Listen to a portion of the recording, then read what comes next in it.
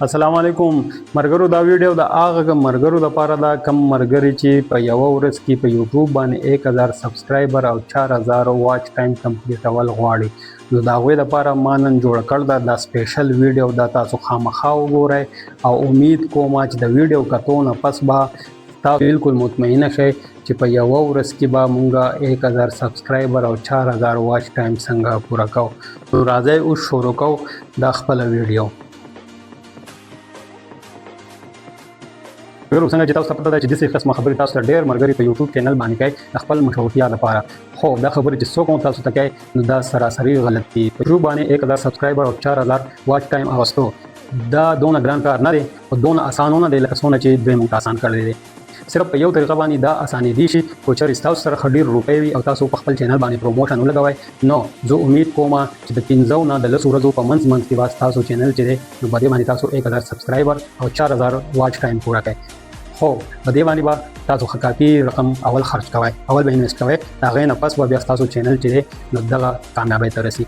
خو نن ما ستاسو دپاره یو داسې ویډیو جوړه کړې ده چې تاسو یې اخره پورې وګورئ. نو زه امید کوم چې تاسو به د 2 نه تر 3 میاشتو پورې به د خپل مقصد شئ او امید دا کوم چې تاسو به ډېر غټ یوټیوبران جوړ شئ.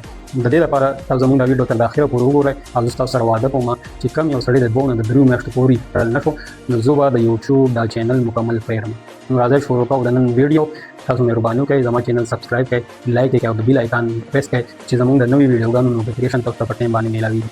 پته ده چې د یوټیوب کریټر مثال داسې وي لکه د ګاډي ډریور. د ګاډي ډریور ته چې څنګه معلومات نه وي چې کلچ کم دی دی، بریک کم دی دی، سټیرینګ کم دی دی یا د دې هغه هارن کم دی دی، نو دغه شانتي یوټیوب کریټر چې کوم نوی وي هغه ته دا معلومات نه وي ویډیو ټایټل به څنګه جوړو، ډسکرپشن به څنګه اچو، ټیګ وغیره به څنګه، تمنیل به څنګه جوړېږي. او څو ملګري زموږ داسې دي چې هغه د یوټیوب د ویډیو په انټرو کې د 15 نه 16 منټو پورې ټایم علي هغوی پکې خپل ټول معلومات ورکوي چې زما دا نوم دی، زه د دې ځګې یم، پلانې ډینګې. نو په ویډیو کې دې قسمه خبرو ته هېڅ ضرورت نه وي. تاسو ته تاسو پته ده چې یو سړی ستاسو په ویډیو باندې کلیک کوي نو صرف د دې لپاره کلیک کړي چې هغه تاسو معلومات درکار وي. د هغه معلوماتو راڅرګندولو لپاره تاسو ویډیو ګورئ. هغه د ویډیو نه ګورئ چې تاسو کې او تم لګي او خپل معلومات ورکوي او هغه خپل ټیم څومره داسې وي چې هغه اول نه کیسه شروع کړي چې زما چینل سبسکرایب کړئ، لایک یې کړئ.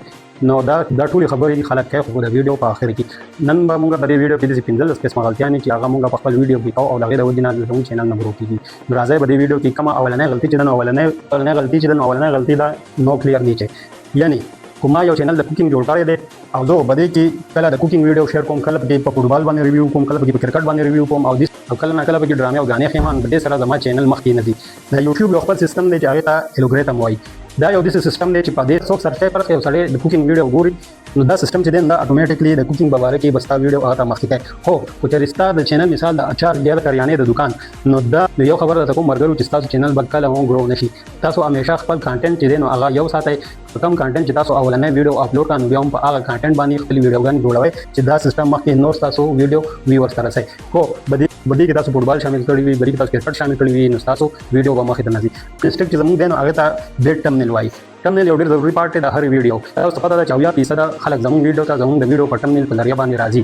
خو چېرې دا ټمنیل زموږ بیکاره وي نو زموږ دا ویډیو به 80% خلک نه ګوري. مطلب دا دی چېرې 100 کسان زموږ دا ویډیو ګوري نو بیا به صرف 13 کسان ګوري. نو د دې وجې نه ویوز ډېر کم پرې راځي. ټمنیل چې کله تاسو جوړوئ نو خپل کانټینټ ته ګورئ او د خپل کانټینټ مطابق خپل ټمنیل جوړوئ. ډېر رنګونه او وړوکي لیکلو نه ځان لرې کې ساتئ ځکه چې ټمنیل ستاسو څونه ساده او ښکلې وي دونه به خلک هغې ته ډېر متوجه کېږي او ستاسو ویډیو به خلک ګوري. خو چېرې ستاسو په ټمنیل کې رنګونه د دنیا وي یا لیکل پې تاسو کچ کچ کړي وي نو خلک به ستاسو ټمنیل نه خوښوي او ستاسو ویډیوګانې به څوک نه ګوري. درېیم کوم مسټیک چې موږ کوو نو هغه ویک ټایټل دی.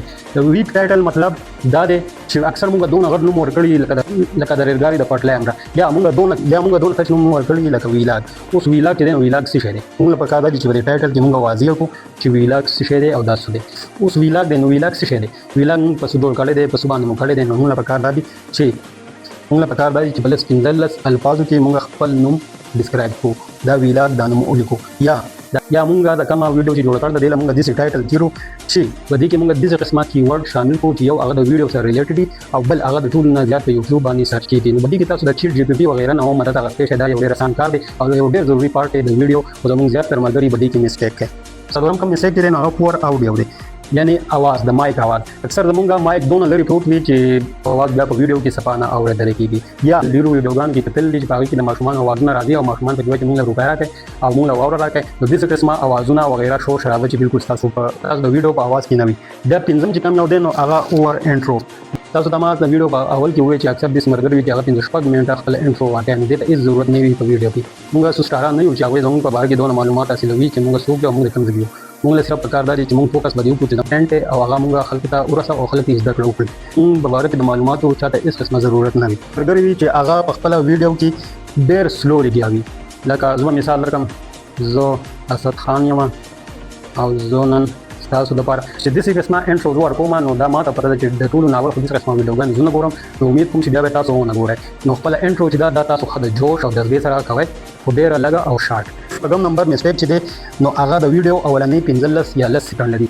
دا 15 یا 10 سکنډه به ستاسو د ویډیو داسې وي چې ویورز دا وګوري او هغوی مطمئنه شي چې کومه ویډیو زه ګورم دا ښه ده. خو چېرې ستاسو دا 15 یا 10 سکنډه بیکار ول نو ستاسو ویډیو کو وروسته څونه وښه وي او د دې وروسته څونه معلومات وي نو هېڅوک نه ګوري.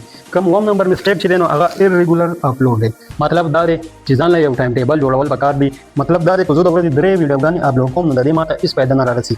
بیا زه یوه ورځ ویډیو اپلوډ کړم او 3-4 میاشتې بیا بالکل خاموش یم نو د یوټیوب دا سیسټم چې دی دا به کنفیوز وي چې آیا دا سړی په چوټۍ تللی دی او که نه دی به یوټیوب باندې کار وکړي. نو زه به درته داسې ووایم ملګرو چې ځان له داسې یو ټایم ټیبل جوړه کړئ چې تاسو په هفته کې یا په میاشت کې یا په 15 ورځو کې یوه ویډیو خامخا اپلوډ کوئ خو په ریګولر بیس باندې په یو ټایم او په یوه ورځ باندې تاسو اپلوډ کوئ. د دې سره د یوټیوب دا کوم سیسټم چې دی دا به ستاسو دا ویډیوګانې مخکې نورو خلکو ته ورسوي او یوټیوب به اتومیټیکلی ستا دا ټایم او ټایم ټیبل د ځان سره نوټ کړی وي. هلته به پته وي چې پلان به دا پلانې سړی به دې پلانې ټایم باندې یا به دې پلانې ورځ باندې خپله ویډیو اپلوډ کوي او دا به زه مخکې نور ویورز ته رسوم. خو ترې موږ داسې نه کوو، هغه ګډوډ چل وي. موږ د ورځې 3 او 4 ویډیوګانې کله اپلوډ کوو، کله یوه اپلوډ کوو، کله 3 ورځې پس اپلوډ کوو، کله 5 ورځې پس اپلوډ کوو، کله میاشت پس اپلوډ کوو. نو داسې قسمه چینل هېڅ کله هم نه ګرو کېږي.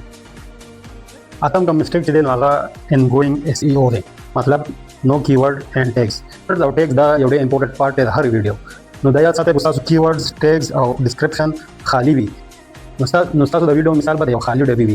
څنګه چې په خالي ډبي کې څونه وي دغه شانتې ستاسو ویډیو به هم څوک نه ګوري. نو تاسو دا کوشش کوئ چې تاسو کوم کیورډ، ټیګز او ډسکرپشن دی دا ستاسو د ویډیو مطابق وي.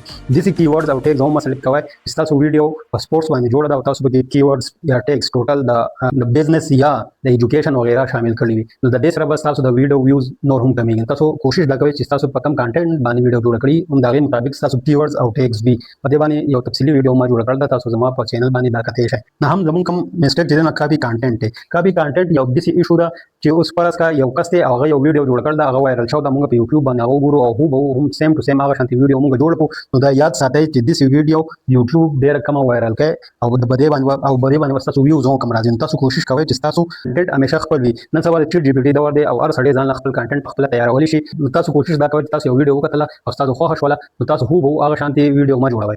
تاسو چیټ جی پي ټي له هغه ورکړئ، چیټ جی پي ټي به تاسو له هغه شان سکرپټ ولیکي، په هغې کې لږ شان چینجز وکړئ او د هغې مطابق ویډیو جوړه کړئ. هوبهو سیم ټو سیم هغه شانتې سکرپټ باندې تاسو ویډیو مه جوړوئ.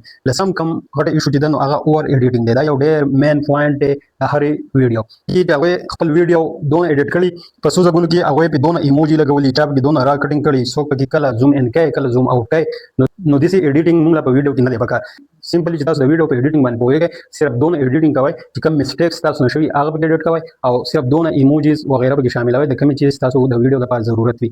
د ضرورت نه سوا ایموجیز، تصویران وغیره شو کول په ویډیو کې سره ستاسو په ویډیو باندې ډېر غټ اثرات پرېوځي او ستاسو ویوز کمیږي.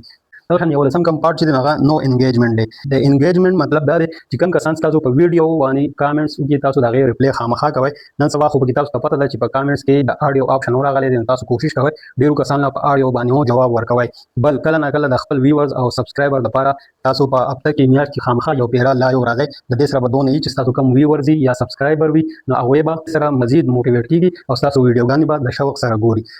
بیا لسم کم مسټیک چې دی نو هغه ناټ سټډینګ انالیسټیک، یعنی کوم ویډیو یا په چینل باندې مونږ خپل کم انالایسس چې دی دا نه چیک کوو. په دې انالایسس کې مونږ خپل واچ ټایم کتی شو، ویوز کتی شو، سبسکرایبر، سی پی آر او ریوینیو وغیره دا مونږ په دې کې کتی شو. نو زمونږ زیاتره مونږ دا مسټیک کوو، مونږ زیاتره ملګري د انالایسس د خپل چینل نه ګوري چې آیا ما ته په کوم ویډیو باندې په کوم کانټینټ باندې ښه ویوز میلاو شوي دي، ښه واچ ټایم راته میلاو شوی دی، ښه سبسکرایبر راته میلاو شوي دي او آیا په دې کې زه مزید نور څه بهتري کولی شم یا نه شم کولی. نو دا یو ډېر امپورټنټ پارټ دی د ویډیو د کریټر دپاره. کوم کوم مسټیک چې دی نو هغه انکنسسټنټ برانډینګ دی. مطلب دا چې مونږ کله په خپل یوټیوب چینل باندې خپل پروفایل یو تصویر ورکو، کله بل تصویر ورکو، کله په اباوټ یو شان چینجز کو، کله بل شان چینجز کو، یا د بیک ګراوند تصویر بار بار بدلو، یا زمونږ د چینل د رائټینګ کم سټایل دی هغه بار بار چینج کو. د دې سره هم په ویورز باندې ډېر غټ اثرات پریوزي. د هغې وجه دا وي چې ویورز بیا زموږ په باره کې دا سوچ کوي چې دا کس چې دی نو دا سنجیده نه دی. تاسو کوشش دا کوئ چې خپل یوټیوب چینل د برانډینګ لپاره تاسو 2-3 ورځې وباسئ او په دې کې تاسو ځان له سلیکشن وکړئ، په هغې کې بیا تاسو مزید چینجز نور نه کوئ. او پنځلسم کوم غټ میسټیک چې دی هغه دا دی ګیو اپ ټو ارلی. مطلب دا کو چېرې ما د یوټیوب چینل جوړ کړی دی او په میاشت کې ما ته په هغې باندې هغه کامیابي د لاسه نه شوه کوم چې ما د هغې نه امید کړی دی، یا یوټیوب باندې دا کم یوټیوبران چې دي ما ته خوبونه ښوول دي، نو زه ډېر زر ګیو اپ وکړم او زه دا پرېږدم. ملګرو یو سړی هم په یوټیوب باندې په یوه شپه کې نشي کامیابېدی. خبره کوي چې کرسټیانو رونالډو په یوه شپه کې په یوټیوب باندې مشهور شوی و، نو په هغه یوې شپې پسې د هغه د 25 کالو محنت و. نو زه دا خبر کوم چې چېرې هم په یوټیوب باندې داسې قسمه ویډیوګانې مه ګورئ چې په هغې کې تاسو ته ویلي چې تاسو په 3 ورځو کې یا په 18 ورځو کې یا په 15 ورځو کې یا په 10 ورځو کې خپل د یوټیوب چینل کامیابولی شئ. د یوټیوب چینل کامیابول چې دی نو دا ډېر غټ ټایم لري. یوټیوب چینل کامیابېږي خو دا ټایم لري، دا حوصله غواړي او په دې باندې مسلسل کار پکار دی. تاسو دې ته مه ګورئ چې تاسو په ویډیو باندې 1 ویوز راځي، 10 ویوز راځي، 50 ویوز راځي. یوه ویډیو صرف تاسو له پکار ده هغه داسې ویډیو چې هغه وایرل شوه، نو تاسو به په خپله د کامیابۍ په پړو باندې بیا خېږئ او شاته به نه ګورئ. نو د هغې دپاره به تاسو کوئ محنت. او دا 15 مسټیک چې تاسو ته کوم ما وویل نو دا به تاسو چرې هم نه کوئ.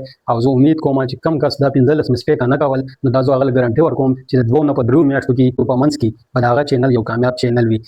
او دا دروغ د نورو یوټیوبرانو په شانتې ځکه نشم ویلی چې په یوه شپه کې په 15 ورځو کې او په 10 ورځو کې چینل کامیابېږي. دا ټولې دروغ خبرې دي چې کم یو کس هم په یوټیوب باندې کامیاب دی د هغه نه تاسو معلومات وکړئ. د هغه به خامخا د کم سے کم 6 کاله او زیاده سے زیاده د 10 نه واله تر 13 کالو پورې محنت به د هغه د کامیابۍ شاته به وي. مرګونو یو خبر یاد ساتئ، تاسو به هله کامیابېږئ چې تاسو په خپل کار کې سنجیده وئ، تاسو محنت کوئ، نو تاسو چېرې نه ناکامېږئ. خو زما د نننۍ ویډیو ستاسو خوښه شوي نو تاسو ته زه ریکویسټ کوم زما چینل سبسکرایب کړئ، لایک یې کړئ او کامنټس پې وکړئ او بیل آیکان پریس کړئ چې زما د راتلونکي ویډیوګانو نوټیفیکیشن تاسو ته په ټایم باندې میلاویږي.